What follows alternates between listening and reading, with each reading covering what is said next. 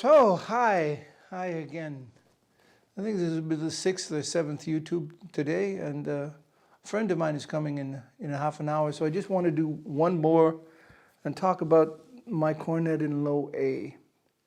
The cornet in low A is a special instrument that was played more in the 19th century and written for by French composers and some Bohemian composers, Czech, Burmish.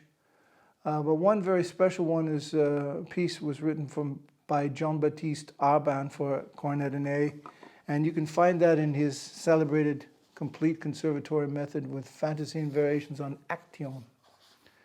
And I love to play it because I have a cornet in A that has a very special sound. So I hope you enjoy this.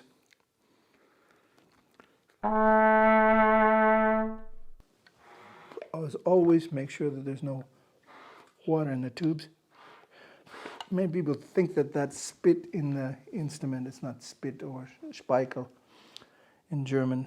It's condensed water. You blow warm air into a cold pipe, and the air that's warm in your lungs condenses inside the cold pipe.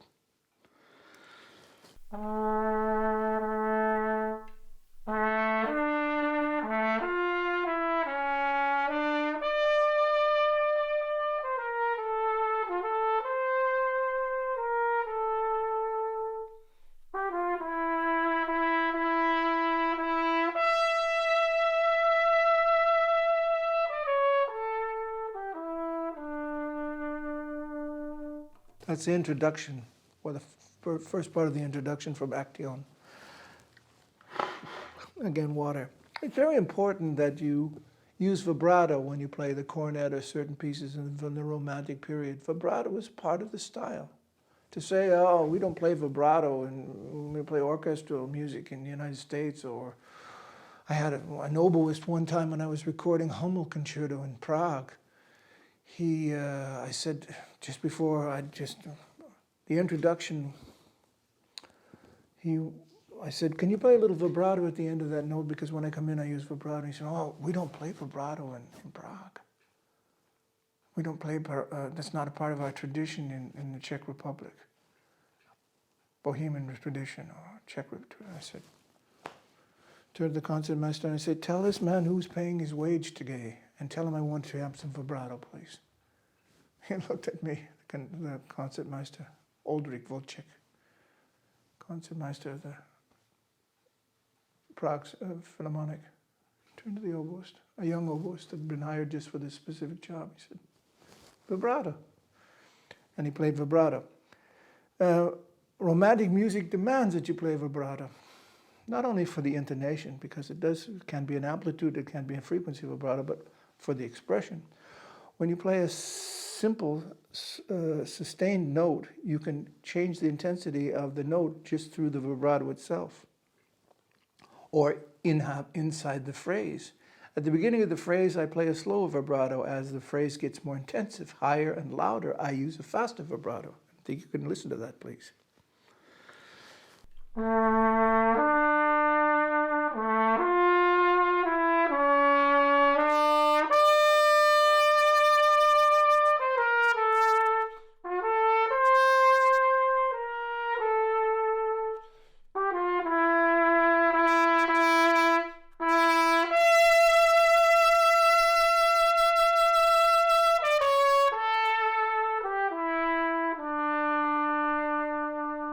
It doesn't mean the vibrato is consistent the whole time. It's not like you flip on a switch like a Leslie speaker in the old days when we had those in rock bands, or an organ that has just tremolo. It's not. It's something that you apply individually for every note.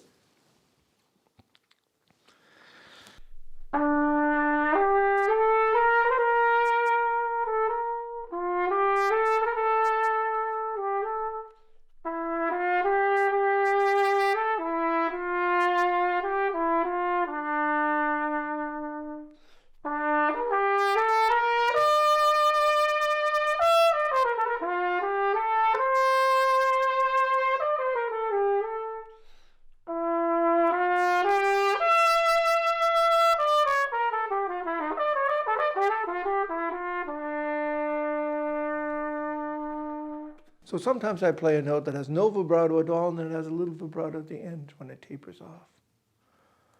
This is artistic license, and this is very important because it makes the music individual.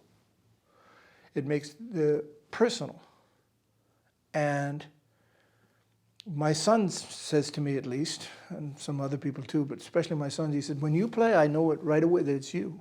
He can hear the personality that I put into each note through, among other things, vibrato. So going on with this wonderful introduction to Axion on the low cornet in A.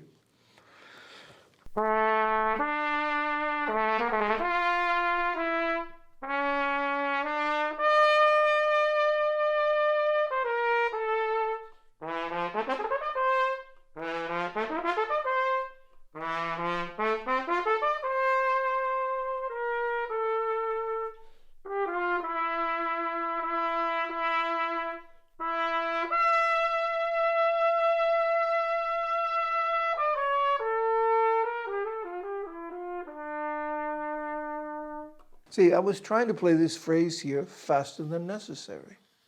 And every time I tried to play it faster than I could control it, the notes didn't come. And then when I decided, hey, relax, play the tempo that all the notes are going to speak well, and then it was even better, and the music was better. So virtuosity is not how fast you play. It's how expressive you play, how convincing you play, how musically you play. Once again, the same phrase. Mike?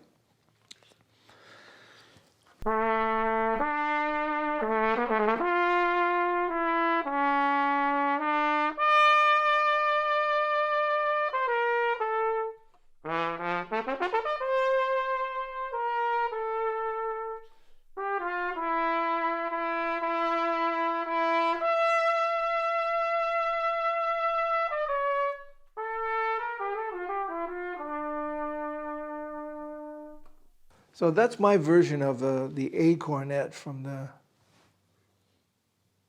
19th century. It follows the tradition of the Courtois or Besson cornet. The second half of variation number 1, or you can actually call it variation number 2 in this thing, is very expressive also. It's like a dance. To me, it sounds like a ballet.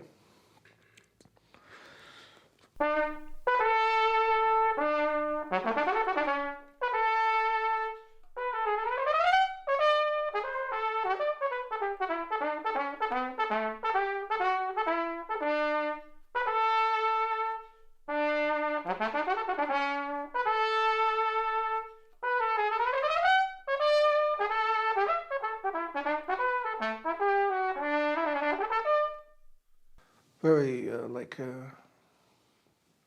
Neryev jumping through the air in a Russian ballet. Yeah.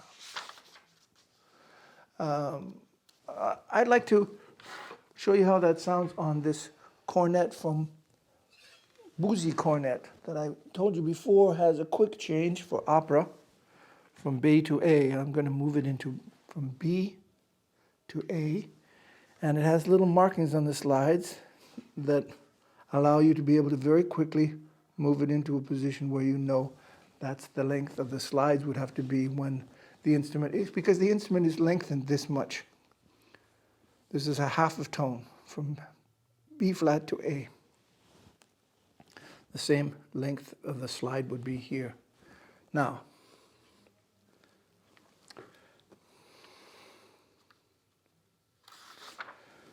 a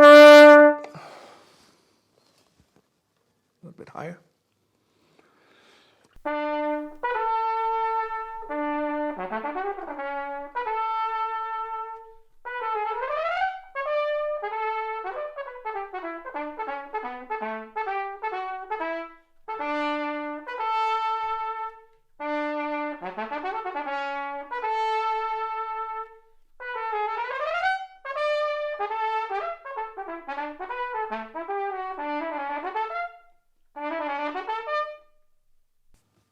trying to play a little appoggiatura and a crescendo to the high note at the end when the air is gone.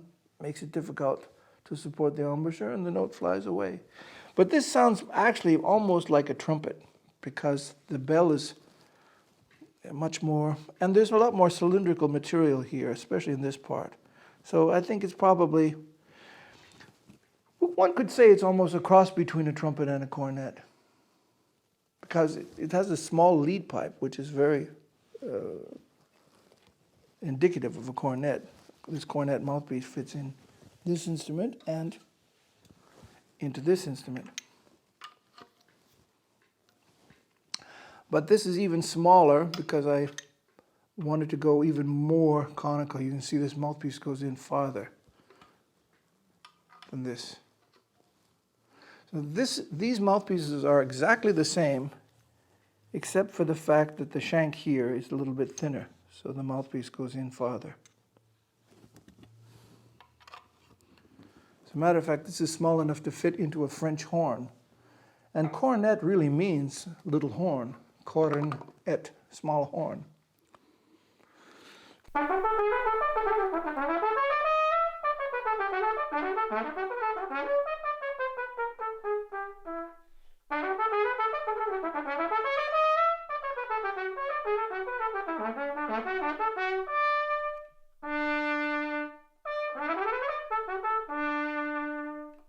So I really very much enjoy cornets in low A. And the pieces that can be played, for example, Bizet wrote, for example, Carmen for it. I had it on one of my music stands here. Here it is. So you know how that sounds and how Bizet used it in his opera, Carmen.